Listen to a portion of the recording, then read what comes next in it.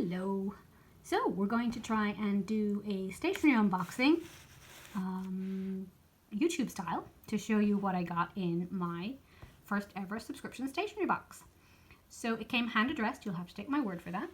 And on the inside is Indulge Your Passion for Stationery, and as you can see it comes with a lovely sticker and everything is wrapped in tissue paper. When you open it up, the first thing that you see is your name on an envelope.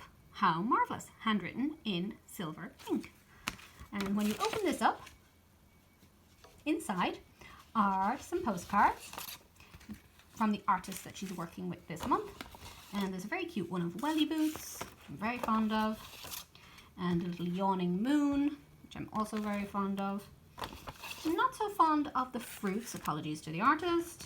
And then this very appropriate one because Frank hurt his back this week, so some men doing some yoga or Pilates or something. So they all come in the personalized addressed envelope.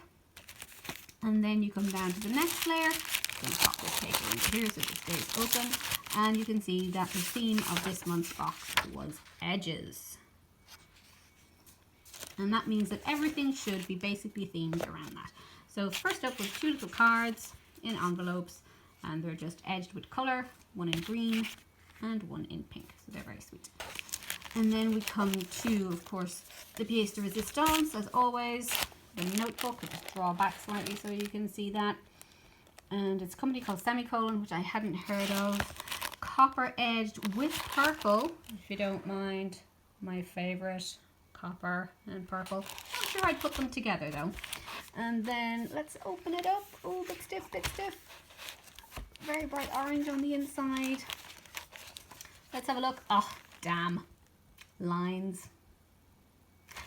I hate to say it, but this immediately means I will not use this notebook. I despise lines in a notebook. So, the raffle is up as to who will get that notebook. It's an awful shame, but that's just the case. And then we get a traditional eraser. Can never have too many erasers. We have a mini stabilo, and you immediately begin to think if you know how to pronounce these things when you go to do it on video. So red, can never have too many of them, perfect for travel, nice and small. Another stabilo, which is a metallic. I don't think I've ever seen these before. And I own a lot of stabilos, as I can illustrate right now. This is genuinely beside me. I did not take it out for the video. This is my stabilo stash. There's some pencils mixed in, but that is primarily stabilos. And then we have a super traditional pencil, of which again I have many of this exact brand, but you know, no harm. And then a little information leaflet. No stickers this time, which is a little bit disappointing, even though I'm not really a sticker person.